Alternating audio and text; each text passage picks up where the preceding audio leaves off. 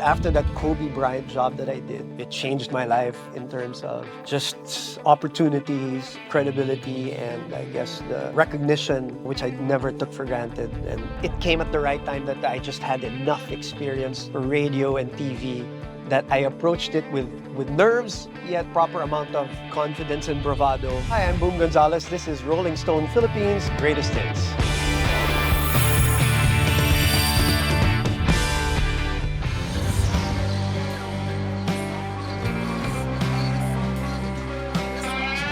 The name Toilet Mix just came because I would think of the songs, like 5, 6, 7, 8, 9, 10 songs to transition. And the only time I would sometimes think about that was when I was driving or when I'm on the toilet.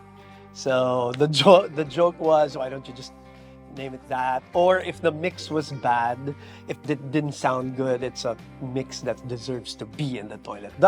It just caught on, I guess, on radio with the listeners, and they started asking for it. And then it became a segment all of a sudden. I didn't do it like regularly. I just did it when I felt like it, when I felt like there were 4 or 5 songs that in my ear, sounded good together, so I did that, and then decided to do it the first 15 to 20 minutes of the show every morning because listeners started to demand for it, as I guess they were on the road rushing to work, because that's basically my show. It was people who were rushing to work or were late for work or were still driving to work. So that's why the first 20 minutes of the show I dedicated to the Toilet Mix. That's the origin story. I joined Magic 89.9 for a couple of reasons. They asked me to train, future DJs and hosts, and also to handle a more musically oriented program, because that was also at around the time that all of these talk shows were already coming up,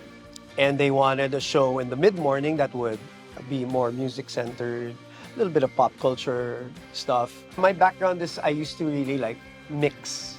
I used to DJ and mix music. So I did that since I was in high school, been doing it ever since. And then on my show, in radio before, there wasn't really mixing involved, like real mixing. There was segueing, transitioning of songs, and that did not excite me. I always liked mixing.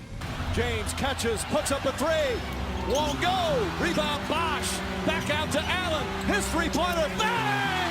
Tie game with 5 seconds. My radio background really helped, especially when it came to personal interviews with all the athletes. So basically, I was doing the same thing with artists, but now I'm talking about sports and the athletes. And then came Game Day, which was nightly, but also with Game Day, I eventually learned not just to host, but to produce, because I also wore a producer's hat for that. So I developed a little bit more of an all-around skill already by the time I was doing the nightly show Game Day with Boom. That's Miami and San Antonio 2013, if I'm not mistaken. Around 15, 16 trips to the NBA for different purposes, for different reasons. I think that one is my number one in terms of just how iconic the moment is. Until now, it's being talked about for different reasons. From a sporting reason, the Heat were down 2-3.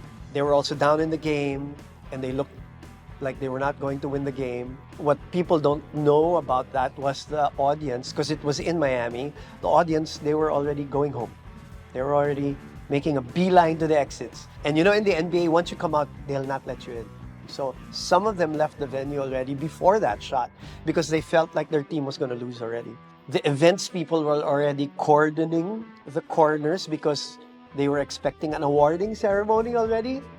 And then this one's behind the scenes, but my producer was already phoning Manila to book tickets to go home already because this looks like it's over. We're gonna fly out tomorrow. So that's kind of like what happened there. And then that happened. Well, for those who don't know, LeBron made the shot, took a shot, did not make it. Chris Bosh kicked it out. Ray Allen took the 3, overtime. And then overtime, the Heat won.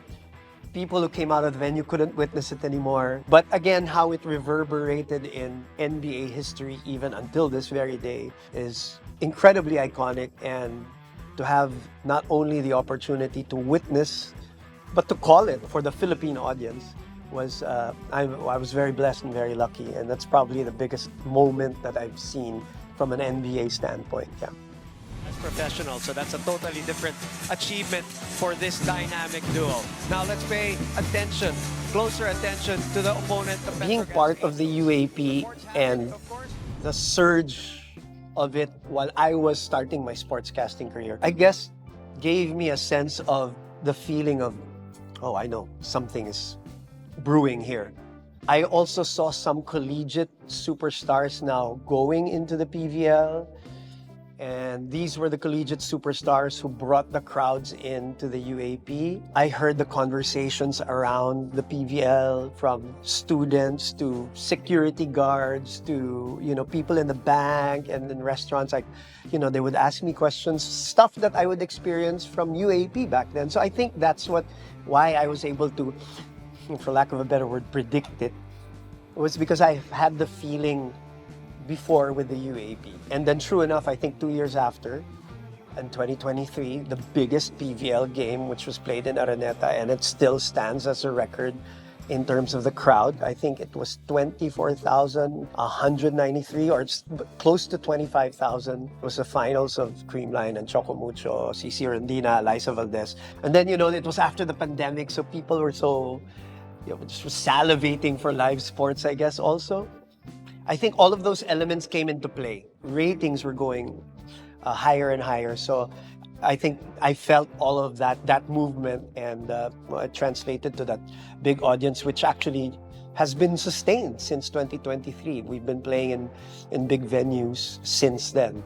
So once there's live coverage of something that is regular, it will build an audience, especially if, what we also kind of did was always concentrate on the athlete story, telling the story of the game, telling the story of their own personal journeys. And in turn, I think the audience wanted to be part of that.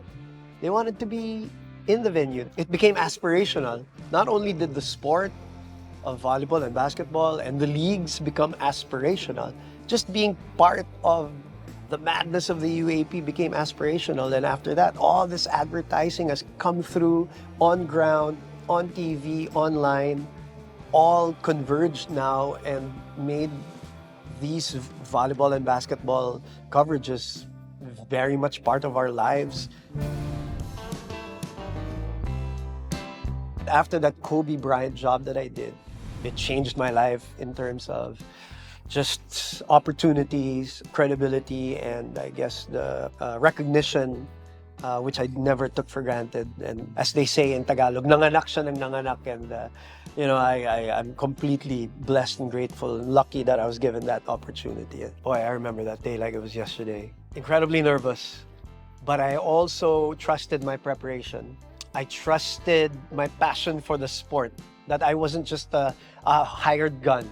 I think I wouldn't have been able to carry it well. It came at the right time that I just had enough experience for radio and TV that I approached it with nerves, yet proper amount of confidence and bravado. Just in the back of my head, if I did this well, I knew it would lead to more things. And then I knew how well loved Kobe was. He had great media training. He was incredibly charming. He had $1 million smile, as they would say. He had a great look that was good for TV, for magazines, all of the media stuff. And on top of that, and I think the most important part, for us is he played like the way he played. He was an incredible athlete. To some people, he is the greatest. To some people, right? The most influential to some, men and women. He had that Mamba mentality, as people talk about. So he became a cultural figure, a pop icon. He also came to the Philippines 4 times. So that always draws you closer to the athlete, right? He loved coming to the Philippines. Second to China and outside of the USA, the NBA did not get that kind of engagement, whether it's social media or whatever coverage, except for the Philippines, which is a small market technically. But they kept coming over because of the response and all the global engagement that they got, the buzz that they got from the trips. So I think all of that contributed to who Kobe was. And when he was here, when I hosted him, he went off script a lot. He was not allowed to go into the audience. He said, screw it, I'm going down from this stage and I'm going to throw my shoes. I'm going to go with the people. I'm going to go with the kids. So he was really well loved. That was a turning point for me personally also. because I think I was 07 or 08. It was the same year I also did my first Nike TV show. So I was hired to host Kobe, and I was hired to host Kobe 3 times, which led to me hosting LeBron 3 times, and Kevin Durant, Paul George. So it led to so many jobs for me also. That's why I cannot, undervalue what I did for that Kobe thing for the very first time. I got so many jobs after that, whether it was TV jobs or events. This is why we are here. Our golden boy, Carlos Yulo, is testing the arena for the very first time and for one time only. Last year, when I was sent to the Olympics for the very first time, I think that was a huge deal.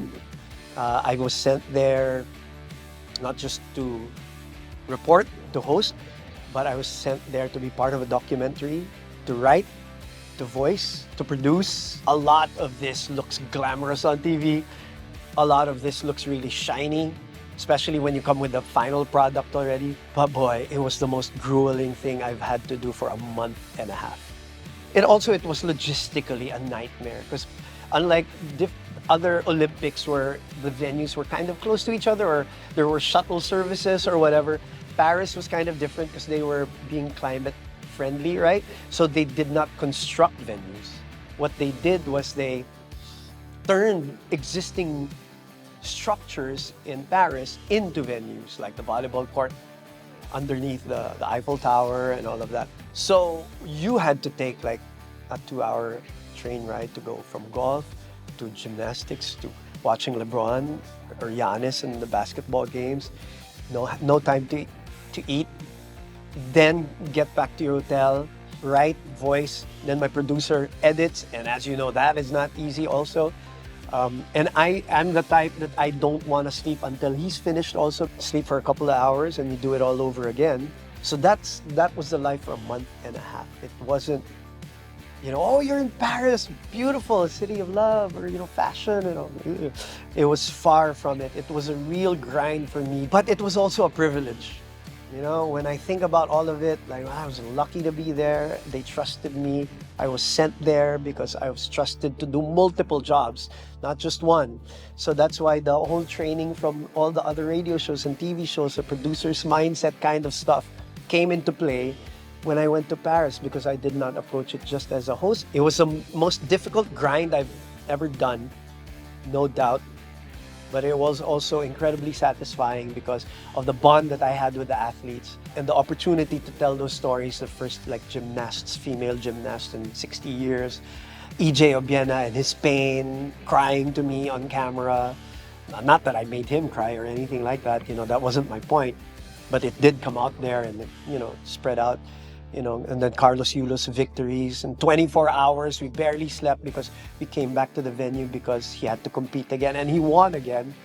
And crying like a baby through all those, to the national anthem. I mean, these are the moments that, when I get back already when I came back home, that really made me think that it's not a glamorous job as people might think, because they only see the camera stuff. There's so many things that are satisfying about it, the little things that go into a final product that makes you proud to be part of something like that. It's huge. And I always say, if I don't ever go back to an NBA game again, if I don't ever go back to the Olympics again, I'm glad I experienced it. And I think I took as much as I can from those experiences, because not everybody gets sent to those sporting events. It's like if you're in music, you get to go to the Grammys, or you get to go to, or Coachella, or whatever other, glamorous event or coverage that you had to do. That was my, it's the Olympics and then the NBA. From the smallest things that I've done to that, something like that, the NBA games that I did, and then the Paris Olympics, those are really, really big things in my own career. I think the whole body of work for the last couple of decades, that has a major compound or cumulative effect for me when it comes to what you call a legacy, if you want to.